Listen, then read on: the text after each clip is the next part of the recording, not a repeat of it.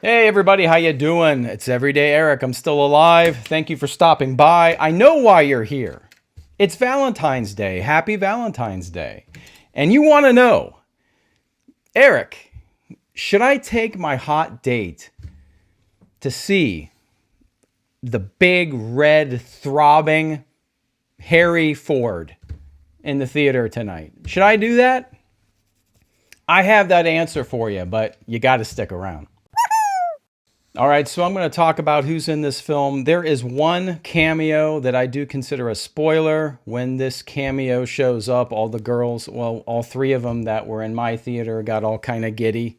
I got a little giddy, I'm not going to lie to you. I'm not going to mention who that is. I do think that's a spoiler. Other than that, everything is in the trailer. Everything is on the red carpet, so let's go for it. All right.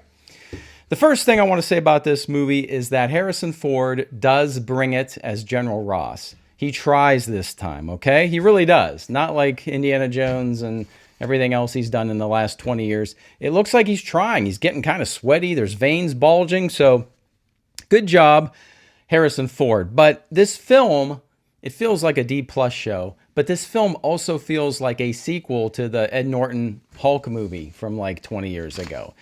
And I do miss William Hurt as General Ross because it's General Ross's story. He's President Ross here, and I feel like it would have been nice to see William Hurt if we still had him available, which we don't.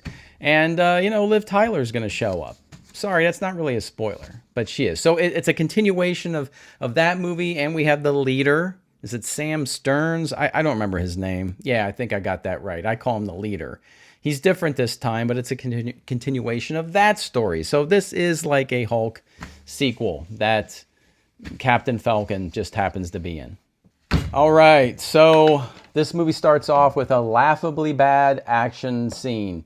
Anthony Mackie, who we like in general, he's the same here. He's less preachy in this movie. He's not telling anyone to do better. That's good. But he's not like an action star. Yeah, and all of the action scenes just seem like they're things taken from other action movies. You're going to remember nothing special about this movie. So he's no Steven Seagal, you know. He doesn't know who's seen Richie. He doesn't know why Richie did Bobby Lupo. He doesn't know. He doesn't know. Does anyone know? That's a good question. So yeah, the action is bad. And the dialogue is terrible. We covered that. They call him Captain America a lot early in the film, and I think they're just trying to get it in our psyche that this is Captain America. But I don't see Sam Wilson and say Captain America. I still say Falcon. But Falcon does have a new sidekick. Who's Falcon in this movie? I can't remember his name. I don't care. He's fine. He's, I believe, a Hispanic character. He's fine, because we don't really have Winter Soldier here. Falcon needs someone to rap with, and I guess it's the new Falcon, the new sidekick. So he's okay.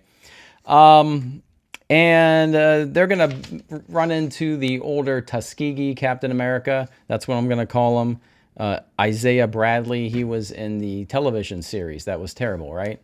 And this character does have more to do this time. And I like him. He's got some gravitas to him. They train with him briefly. He does have the super soldier serum.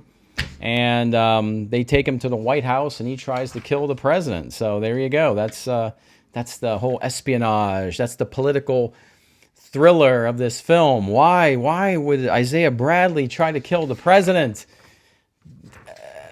Because the leader's behind everything. Yeah, it's really, this movie's the Bud Light of political thrillers, so don't get your hopes up.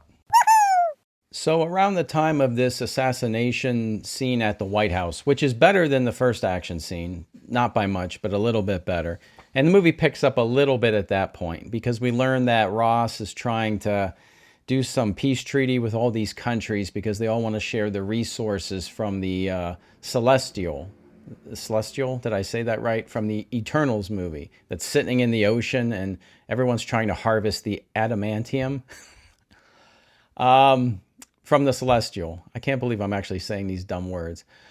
So that's what's going on, all right? And at the White House, we do meet our girl bosses. They're not that bad, I guess. One of them is, I forget exactly the name of the one, but one of them is a bodyguard of the president. Um, I forget her name. She's a character they plucked from the comics. But the point I'm trying to get to is she is 90 pounds wet. And I got nothing against the actress. She's fine enough, but she looks like she's 13 years old. Okay. And she's supposed to be like the president's personal bodyguard. And there is a scene where she is like in a hallway and is she's whooping ass on these 220-pound men in body armor. It's pretty ridiculous. It's probably the most ridiculous girl boss fight scene in MCU history. So I'm saying a lot there. Another thing about this film, Sam has like a friend in the White House, a black female that I forget if she's a guard or what her story is. They're friends, but nothing happens with that. And that's one of the problems with this movie and the MCU in general. I don't feel like any of these people in these movies are like real people. I know they're not real people. They're comic book bullshit people, but you should try to have like adult relationships, and adults should act like adults to each other, and there should be some depth here. Like Sam bumps into these ladies and there's just nothing. Like they're all flat cardboard characters saying bad dialogue, and there's just no chemistry here, especially between the men and the women. There should be something going on. I don't know. I always thought Cap had a little bit, the real Cap had a little bit going on with Sharon Carter, right? Some nice moments, some adult chemistry, romance. It's Valentine's Day. This movie comes out on Valentine's Day. Give me something. All right, I got to pick things up here. All right, so the leader, we see the leader. They hide him in the darkness for the first 5 minutes we see him because he looks ridiculous. He's got like a cauliflower head. It's not the leader from the comics as far as the look goes, and that's disappointing, but that's what the MCU does. They've been doing it forever, just changing these characters. And again, it's a villain that's a pretty big deal in the comics that is probably just going to be disposable after this film. So there you go. And Giancarlo Esposito, right? That's his name. Pretty wasted. They try to like have him show up like the Winter Soldier and attack Sam randomly, but he's pretty much wasted in this movie as well. All right, so the climax of this movie is when President Ross speaks at the Rose Garden at the White House, and the leader does something I can't remember and turns him into the Red Hulk. And I think they changed the Red Hulk here. They kind of nerfed the Red Hulk. In the comics, I seem to remember that Ross kind of wanted to be the Red Hulk and was up to no good and killing people, and there was a mystery of what's going on and who is he. But in this film, Ross didn't really seem to know he was the Red Hulk, and the leader just was like poisoning him with radiation over the years. And now the leader wants the world and Betty to see the true Ross by turning him into the Red Hulk.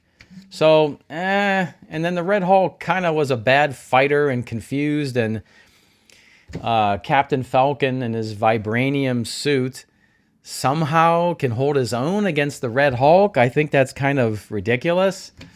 The CGI is okay. You know, they just fight on the White House and destroy it, and then they fight in the street. You've seen it in the trailer. Red Hulk is in this movie for just about 7 minutes total, but it's probably the best part of the film. But the fight is you know? And Falcon keeps stabbing the Red Hulk, and how are you penetrating the skin of Red Hulk? Oh, because it's vibranium, Eric. Oh, I don't know. The fight's very, very forgettable. So, and how does the fight end? Pretty weak. Like Falcon does his best Black Widow impersonation and tells Red Hulk, "Sun's getting real low." Basically, that's it. So the movie ends. The good news is I think it's shorter. I think it's under 2 hours. There is one post-credit scene at the very, very end. And please, if you got better things to do, don't stay for it. It's not worth staying at all. All right, so there you go. So I'm circling back now. Should you take your date, your Valentine's date, to see Captain Falcon and the Brave New World. Well, it depends. Is your date hot? Is your date hot? Then I'd say yes. Take him or her to this film, because this film is so boring that you're guaranteed to make out. It's going to happen. The film is so damn boring, there's nothing else to do. You're both going to reach for the popcorn at the same time with your greasy popcorn, buttery fingers, make eye contact, and then it's on, right? It's on. And this film is not funny, so when you're making out, you're not going to laugh mid-make-out. And the film is not that exciting, so it's not going to break up the making out either. So if your date's hot, go see this movie. If your date's not hot, then you don't want to see this movie, all right? And if you're a 50-year-old man, 50-year-old nerd that just doesn't happen to have your son that evening, and you got nothing better to do on a Thursday night, then yeah, then go see Captain Falcon Brave New World. All right, that's all I got, guys. Nice seeing you. As always, leave a comment. Tell me all about your experience seeing Captain Falcon. Let's catch up. Everybody have a great Valentine's Day night, a great weekend. I will see you soon. And as always, I will see you on the new.